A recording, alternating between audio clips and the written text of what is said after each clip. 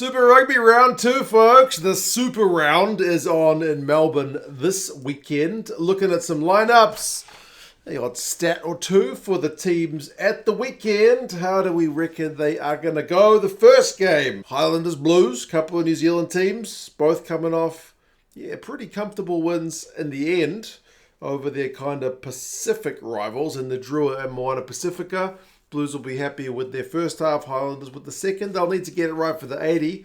Highlanders have got the return of Ethan de Groot. Great to have an All Black loose head back. He was certainly one of the stars of the All Blacks last year. Jermaine Ainsley gets a start. Max Hicks is into the 23. Billy Harmon still captains the side.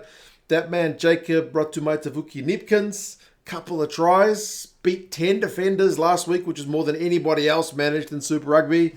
Former Blues man will be looking to impress up against his former side for the Blues. Bit of rotation. There's no Rico Ioane this week with his load being managed and also a potential bit of a tight hamstring.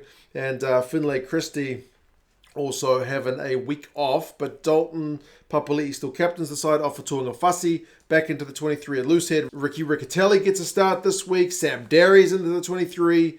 In the second row, Akira Ioane is back into the Blues lineup at number 6. He'll be looking to put in a good shift. Hoskins Tutu is one of the 2 try men from last week. I think all up in Super Rugby last week we had 8 guys get 2 tries. One of them was Tutu. Zahn Sullivan was another. He's at fullback. Bryce Heem into the midfield.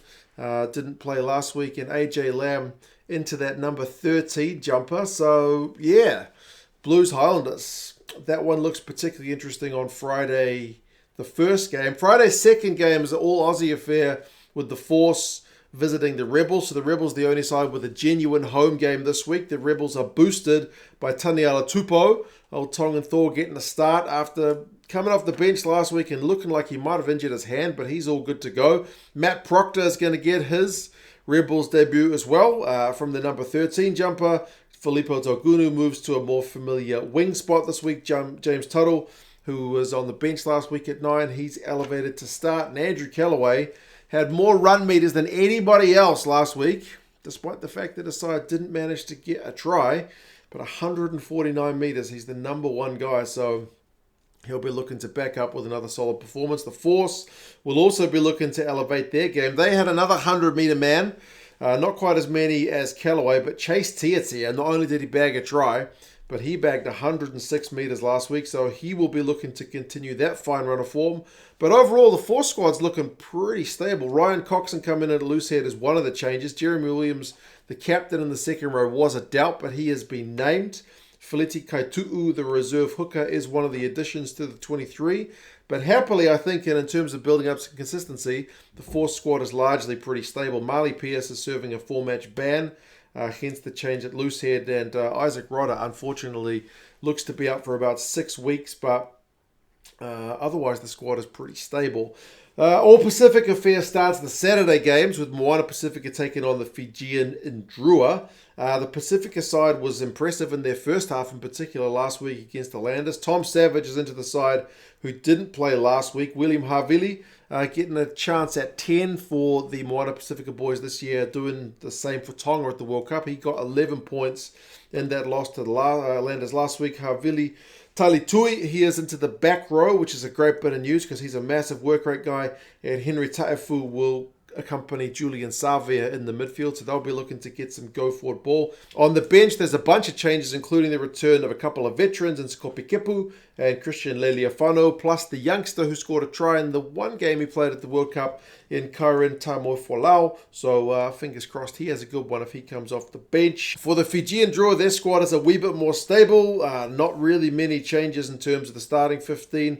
They have got Vosese coming in the second row alongside Nasilasila. But otherwise, the squad is really, really stable. Momo in his first game on the right wing last week managed himself 3 clean breaks. He'll be looking to do one better and potentially get over the try line this week. They've also been joined by a couple of flying Fijians in Hetet in the prop replacements and Thiriki Daveta in terms of a lock replacement. So that's a bit of good news. Then they've got Junior Rotuva, who could potentially make his Fijian Ndrua debut from the bench as well. The second of the Saturday game sees the Crusaders taking on the Waratahs. So that's an all trans-Tasman affair. Fletcher Newell is back into the side at tight head, so good news to have him back. He's joined by another All Black in David Havili. So both of those guys didn't feature last week, but are getting a start straight into the starting 15. A couple of bench guys who are elevated to the starting lineup in Hotham and Kamara. That's a bit of good news for them. A couple of guys dropped to the bench in the likes of Drummond and McLeod. Che Fihaki is one of those guys who got 2 tries last week. He'll be looking to continue on some of that form. Levi Amua in the midfield will be looking to get a bit more ball because he was, unfortunately a bit limited in his attacking opportunities. And then Tom Christie continues on at number 7. 28 tackles last week, which is 8 more than anybody else. For the Waratahs, their starting lineup's looking pretty stable. You got 2-try Dylan Peach in that losing shift last week. He is on the left wing. Right wing is Mark Nawani Tawase, but he is under a little bit of an injury doubt with a hamstring, threatening to see him withdraw, but they're going to see how he goes up until kickoff time. Max Jorgensen's up from the bench to get a start at 15. Charlie Gamble was also one of the top tacklers, so it's going to be a race between Tom Christie and Charlie Gamble for that top tackle count, I would say, of the week, but potentially just of the game between those two fellas. Ned Hannigan, back from a hamstring injury, former Wallaby, he's there on the bench. Amos Atero drops to the bench. Tristan Riley and Mosese Tuipulotu come into the 23, and Julian Heaven as well. Reserve hooker potentially gets his Waratahs debut. The first of the Sunday games sees the Brumbies taking on the Chiefs. Chiefs have still got Damian McKenzie in at 10. He went off injured last week, but is pulled through to start this week, which is a great bit of news because they looked really sharp when he was on the field. They've rotated their props, so Ollie Norris and George Dyer get a start this week, which means Ruben O'Neill drops to the bench. Likewise, Naitua Akoi, he makes way for Selby Rickard, who gets a start in the second row, and then Rameka Pohepi comes in for an injured Quinn Tupaia, who was the Chiefs' top ball carrier last week, so a big kind of shoes to fill, but he's got ALB alongside him, so pretty good guy to have in terms of, someone who can give you a bit of guidance, show you the right way. But that's going to be another good kind of trans-Tasman affair. If you think you know your picks, by the way, and you're on NZR+, there is a predictor game. I am on the predictor game. My username is 2centers. So if you can join me in that game, see if you can get ahead of me on the leaderboard. I did get all the results right last week, but I feel like a lot of other people did as well because I'm just outside the top kind of 200. But yeah, if you're watching this on YouTube, link to NZR+ down in the description. The Brumbies in reply have only made the one change, and that is in the front row with Kautai coming in at tie head prop. So if Nick drops to the bench, the back line was looking pretty sharp in their first game. Corey Toole, another one of those 2-try men, the speedster on the left wing, was certainly finding a bit of space with the Brumbies kicking game. Iki Tau continues on in the midfield. Ryan Lonergan still captains aside from number 9. And Noah Lolosio will continue to put his hand up at number 10. And the final of the Sunday games sees the Hurricanes taking on the Reds. The Hurricanes have made a little bit of a rotation in their squad. They've got Geordie Barrett in his 100th game, co-captaining the side, so a big congratulations to him. That's a heck of an achievement.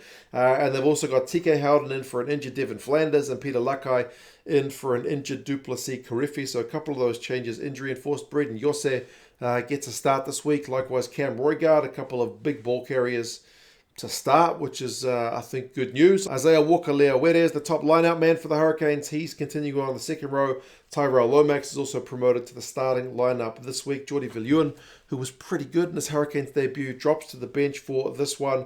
And then you've got Viveni Lasaka, who is going to get his Hurricanes debut if he comes off the bench. For the Reds, really, really stable 23. It's the exact same 23 that played last week. Just a little bit of tinkering, and that Jock Campbell gets a start at 12 this week, and Mac Greeley drops to the bench. Matt Fassler, the hooker, was another one of those 2-try players. He will be looking to threaten the Hurricanes line from close range. Harry Wilson was the top offloader of the competition last week with 4. So the Canes will need to watch that guy because he can be a bit of a handful. But yeah, folks, Super Rugby Round 2 lineups, all from Melbourne Saturday, Sunday and Friday games. So plenty to keep you busy this Super Rugby weekend. And remember the predictor game, if you reckon you know your picks, Let us know your thoughts there. And yeah, talk to you guys again soon.